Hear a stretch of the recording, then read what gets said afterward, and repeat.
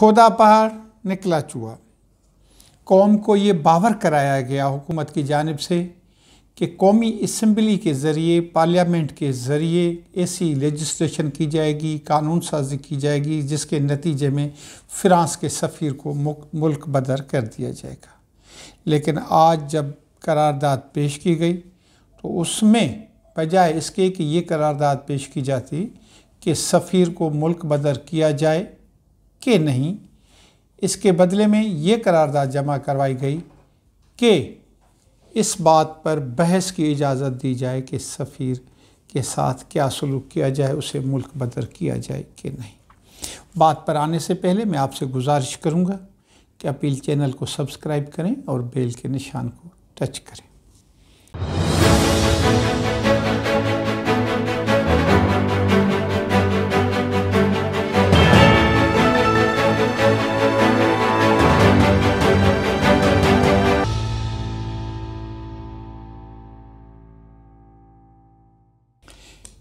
जी नाज़रीन मोहतरम, तहरीक लब्बैक पाकिस्तान अचानक 2016 में मैदान अमल में आ गई और 26 नवंबर 2017 को फैज़ाबाद रावलपिंडी में जो धरना दिया गया, कई दिनों तक धरना चलता रहा। फिर ये केस जस्टिस फायज़ ईसा की अदालत में भी चलता रहा। इस जमात ने थोड़े अरसे में जब 2018 में इलेक्शन में हिस्सा लिया तो 20 लाख से ज़ायद वोट हासिल कर लिए और हैरत इस बात पर हुई कि सिंध असम्बली में 2 नशिस्तें भी इसने हासिल कर लीं और 1 नशिस्त उसे ख़वातीन की कोटा में से मिली। अब सिंध असम्बली में इनकी 3 नशिस्तें हो गई। 16 नवंबर 2020 को जब मरहूम खादिम रिजवी साहब ज़िंदा थे, उन्होंने फ्रांस में रिसालत माब सल्लल्लाहु अलैहि वसल्लम की खाकों की इशाअत पर एहतजाज किया। पीटीआई हुकूमत के 2 वज़रा ने उनके साथ बातचीत की जिसमें उन्हें कहा गया कि हमें 3 माह की मोहलत दी जाए, हम कानून साजी करके पार्लियामेंट के थ्रू फ्रांस के सफ़ीर को मुल्क बदर कर देंगे। 2 वज़ीर थे जो हुकूमत की जानिब से मुज़ाकरात में शरीक हुए। अब कल की तकरीर में इमरान खान साहब कह रहे हैं कि अगर हम फ्रांस के सफ़ीर को मुल्क बदर करते हैं तो यूरोपियन यूनियन के साथ, फ्रांस के साथ हमारे मुआशी जो मामला चल रहे हैं वो तबाह हो जाएंगे, मुआशी तौर पर हम कमज़ोर हो जाएंगे, हमारे जो कपड़े के एक्सपोर्ट के जो हमें आर्डर मिले हैं वो ख़त्म हो जाएंगे, ये हो जाएगा, वो हो जाएगा, पता नहीं कितनी बातें की। अब सवाल ये पैदा होता है कि आप जब खादिम रिजवी साहब के साथ बातचीत करने के लिए अपने नुमाइंदे भेज रहे थे तो सफारती मामलात पर उनसे बातचीत करने का हक़ उन्हें किसने दिया था? वज़ीरों को किसने ये कहा था कि धरने में जा कर के बैठें और ये बातें करें कि हम फ्रांस के सफ़ीर को निकाल देंगे? वायदे पे अमल नहीं हुआ। फिर फरवरी 2021 में दोबारा उनके साहिबजादे के साथ बातचीत शुरू हुई। बातचीत में ये तय किया गया कि 20 अप्रैल तक हम फ्रांस के सफ़ीर को मुल्क से निकाल देंगे और उन्होंने कहा कि अगर आप 20 अप्रैल को नहीं निकालेंगे तो हम एहतजाज करेंगे। और चूँकि वो नहीं निकाल रहे थे लिहाजा लाहौर में एहतजाज हुआ, फिर पूरे पाकिस्तान में एहतजाज का दायरा बढ़ता गया, शहादतें हुईं, मुजाहिरीन और एहतजाज करने वालों ने पुलिस के ऊपर भी तशद्दुद किया, उसमें भी जानें गईं, दोनों तरफ से जानें गईं और दोनों तरफ से कलमा गोही मारे गए। इमलाक का भी नुकसान हुआ जो नहीं होना चाहिए था। वज़ीर आज़म साहब बिल्कुल इन मामलात से ला ताल्लुक़ ही रहे। कल जब कौमी असम्बली का इजलास हो रहा था बजाय इसके कि कौमी असम्बली में जाकर के कौम को एतमाद में लेते, वज़ीर आज़म साहब टीवी पर आ गए।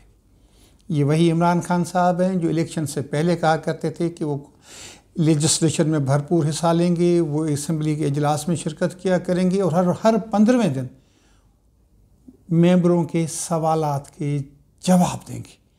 MNAs इनसे सवालात करेंगे, वो जवाब देंगे। और वो ये भी कहा करते थे कि और 8वें दिन ریڈیو پریس کانفرنس کر کے بھی اپنی پالیسیز کے متعلق قوم کو بتائیں گے، لیکن یہ باتیں تھیں ان کی الیکشن سے پہلے کی، الیکشن کے بعد کی باتیں ان کی نہیں ہیں۔ کل جو انہوں نے باتیں کی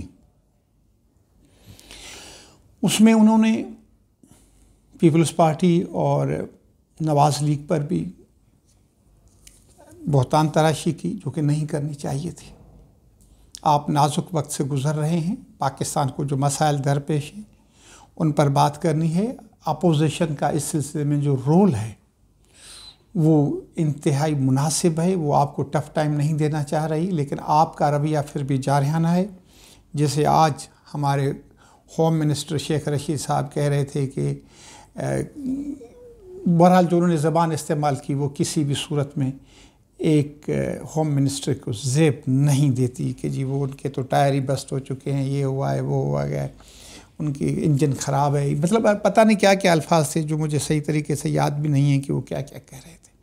ایسی زبان استعمال نہیں کرنی چاہیے، ان کو اعتماد میں لے لینا چاہیے اور ان کے ساتھ بات کر لینی چاہیے، اور جب آپ قرارداد لے کے آ رہے تھے اس سے پہلے بھی ان کو اعتماد میں لینا چاہیے تھا۔ دوسری بات، وزیر اعظم صاحب کو پتہ نہیں کیا ہو جاتا ہے، یا وہ نوٹس نہیں لے کر کے آتے، یا وہ مشورہ نہیں کرتے، اور وزیر اعظم کی حیثیت سے بیٹھ کر کے جب وہ قوم سے خطاب کر رہے ہوتے ہیں اور جب وہ غلط باتیں غلط بتا رہے ہوتے ہیں تو افسوس ہو رہا ہوتا ہے کہ ہمارے ملک کا وزیر اعظم ہے، اس کو لاکھوں کروڑوں لوگ سن رہے ہیں، اس کا میسیج کیا جائے گا۔ وہ سلمان رشدی کے کتاب کی بات کر رہے تھے، سیٹانک ورسز کی، جو 1988 میں شائع ہوا اور 1989 میں اسلام آباد میں اس کے اوپر بہت بڑا احتجاج ہوا تھا۔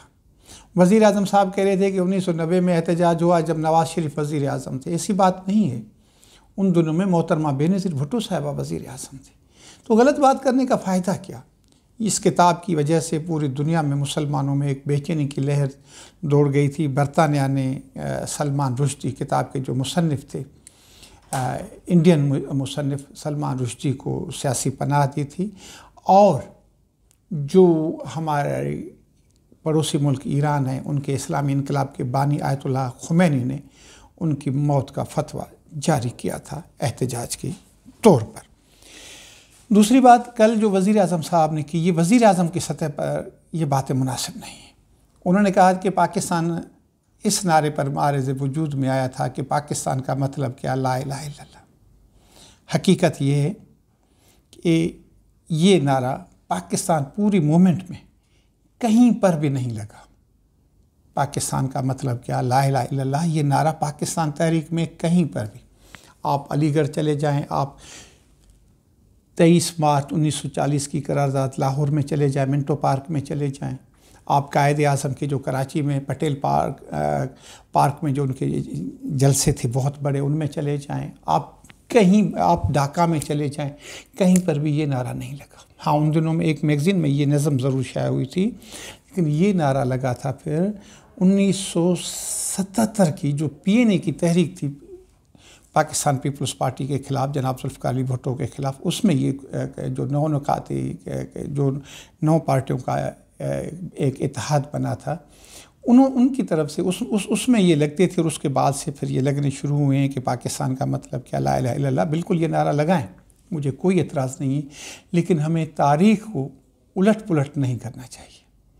قائد اعظم محمد علی جناح کی جو تقریر ہے جس پر پاکستان کی بنیادیں استوار ہوئی ہیں، 11 اگست کی جو انہوں نے خطاب کیا، جس میں انہوں نے کہا کہ مذہب آپ کا فرد کا معاملہ ہے، ریاست کا اس سے کوئی تعلق نہیں ہے۔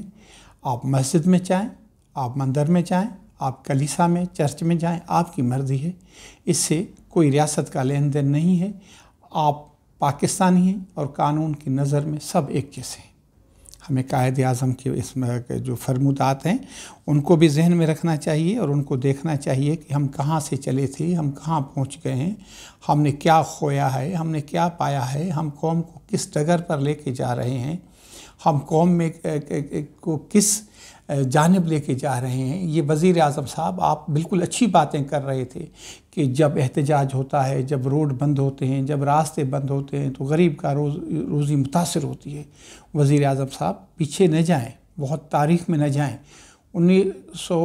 2018 کے انتخابات سے تھوڑا پہلے جائیں، نواز شریف کی حکومت میں جائیں، جب آپ ڈی چوک پر بیٹھے رہتے تھے، جن میں آپ کہتے تھے کہ کل میں لاہور جاؤں گا، لاہور بند کرواؤں گا، کراچی جاؤں گا، کراچی بند کرواؤں گا، فیصل آباد جاؤں گا، فیصل آباد بند کراؤں گا، پھر پورا پاکستان بند کراؤں گا۔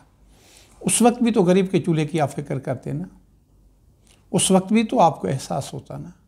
آپ نے آج شیخ رشید کو تحریک لبیک پاکستان سے کامیاب مذاکرات کرنے پر مبارکباد دی ہے۔ یہ وہی تحریک لبیک پاکستان ہے جس پر آپ نے پہلے پابندی لگائی ہے، پھر ان سے بات چیت کر رہے ہیں۔ جب آپ ایک تنظیم کو، ایک پارٹی کو پر بین کرنے کی بات کر رہے ہیں، پھر آپ ان سے کس طریقے سے باتیں کرتے ہیں؟ یار تھوڑا کچھ احساس ہونا چاہیے، تھوڑا اپنی باتوں کا احترام ہونا چاہیے، اور یہ سوچنا چاہیے کہ کل میں نے کیا کہا تھا اور آج میں کیا کہہ رہا ہوں۔ ہم تو یہ سمجھتے تھے کہ جو وزیر اعظم کی سطح پر بات ہوتی ہے وہ حرف آخر ہوتی ہے، لیکن یہاں پر تو آپ اپنی باتوں کا خود بھی بھرم نہیں رکھ رہے ہیں۔ ہم توقع کرتے ہیں، ہم امید کرتے ہیں کہ تحریک لبیک پاکستان، پوری پاکستانی قوم رسالت مآب صلی اللہ علیہ وآلہ وسلم کے شان میں کبھی بھی کہیں بھی کسی کی بھی گستاخی برداشت نہیں کرے گی۔ قوم متفق ہے، قوم متحد ہے اس ایشو پر، اور اس ایشو کی تقاضا یہ ہے کہ آپ کے پاس پارلیمنٹ ہے، آپ کے پاس سینیٹ ہے، آپ کے پاس قومی اسمبلی، صوبائی اسمبلیاں ہیں جن میں الیکشن میں حصہ لینے والی تقریباً تمام جماعتوں کی تھوڑی بہت نمائندگی موجود ہے، تو اس مسئلے کو پارلیمنٹ کے ذریعے حل کریں، اور آئندہ کسی سے بھی بات کریں تو کسی کو بھی یہ اختیار نہ دیں کہ وہ روڈ پر جا کر کے بیٹھے، چوک اور چوراہے پر جا کر کے بیٹھے اور وہاں پر سفارتی معاملات حل کرے یا حل کرنے کے وعدے کریں۔ آج کے اوپن سیکرٹ سے اپنے بھائی، اپنے دوست شیر محمد خواور کو اجازت دیں۔ خدا حافظ۔